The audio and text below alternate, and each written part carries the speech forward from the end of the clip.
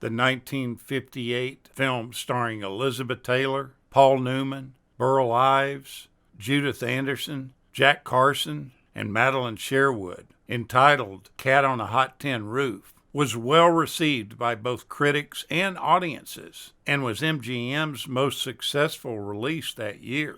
It was directed by Richard Brooks, and it was based on the Tennessee Williams play by the same name. It's the story of the dissension between the members of a volatile Southern family who cleanse their long-standing disputes with chunky pieces of dialogue while they're shacked up in a large Southern mansion on a hot and rainy night. It centers on the wealthy and influential Pollitt family, whose aging patriarch, the no-nonsense Big Daddy, played by Burl Ives, is dying of cancer. For his son, Gooper, played by Jack Carson, and his irritating daughter-in-law, May, played by Madeline Sherwood. His death means that they are in line to inherit his vast estate. They are the parents to a large brood of quite possibly the most annoying children to ever grace the silver screen. Big Daddy calls them no-neck monsters. His other son, and obviously his favorite, is Brick, played by Paul Newman. He's made it absolutely clear that he doesn't want any of his father's fortune. He's a former high school stud that's really more content staring into the bottom of a bottle than taking over his father's vast empire.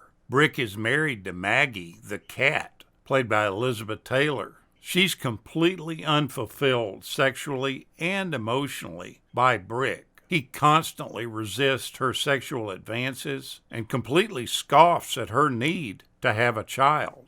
To call their relationship problematic would be the understatement of the year. While she may long for him, he can't stand the sight of her. This is due to his belief that Maggie contributed to the suicide of his best friend.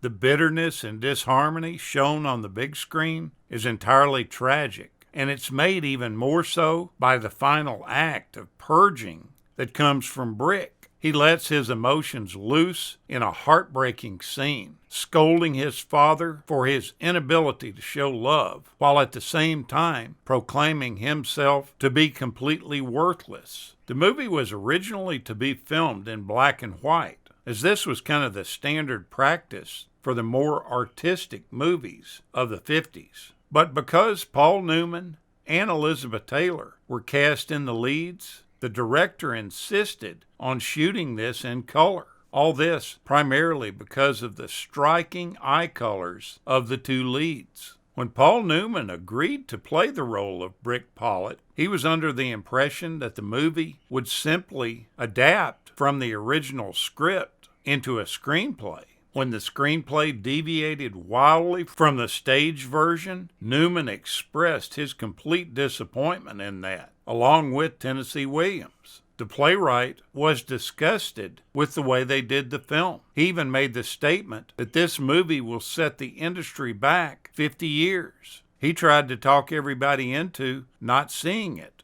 Williams wrote the role of Big Daddy Pollitt with Burl Ives in mind the entire time. Prior to the original stage production, Ives was known primarily as a folk singer.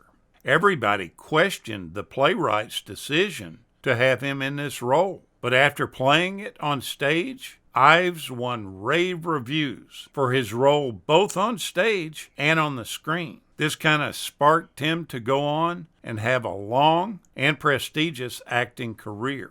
Due to the musicians' union strike, the movie lacks a traditional musical score that was composed especially for the film. Instead, they had to use what's called a canned score, comprised of pre-recorded pieces from the MGM Music Library.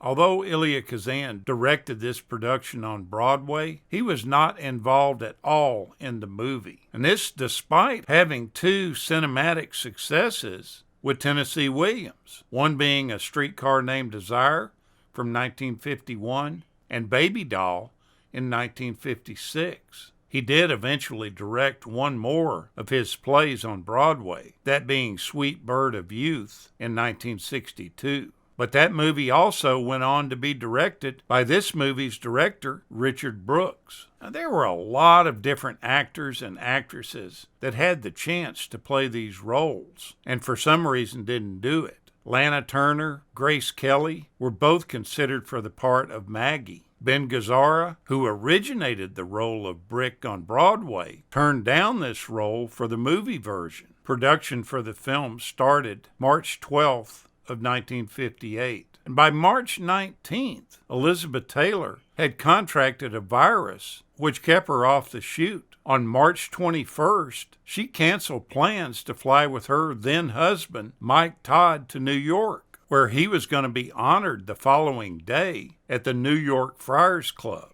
The plane crashed, and all the passengers, including Todd, were killed.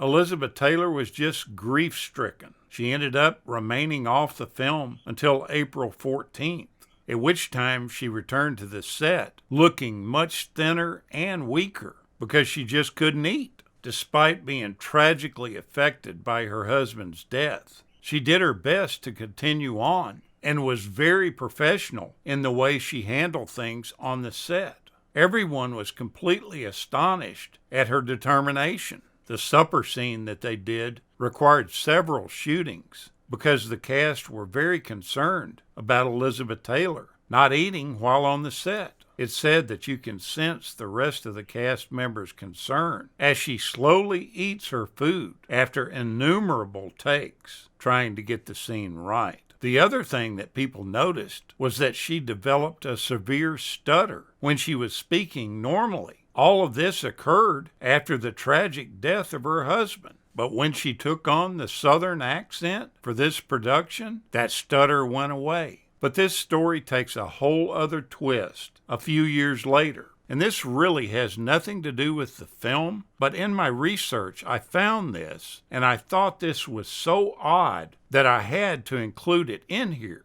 This is truly an amazing story. For 19 years, Mike Todd's body lay in a Jewish cemetery in Forest Park in Chicago. Elizabeth Taylor used to visit it quite often, but sometime between 4 p.m. on Friday, June 24th, 1977, and Sunday the 26th, his grave was broken into, the casket was unearthed, and his remains were stolen. When the local police and other investigators arrived on the scene, they found the grave completely dug out. It took the police about a week to find his remains. They weren't very far from where he was originally interred, about 150 yards. There wasn't a whole lot left of his body because it had been burned so badly during the plane crash that only some bones and fragments had been retrieved and placed in a plastic bag, and this was what was buried in the coffin. The reason that his final resting place had been violated was the hope of recovering valuables, the main one being a large diamond ring that Elizabeth Taylor had given him.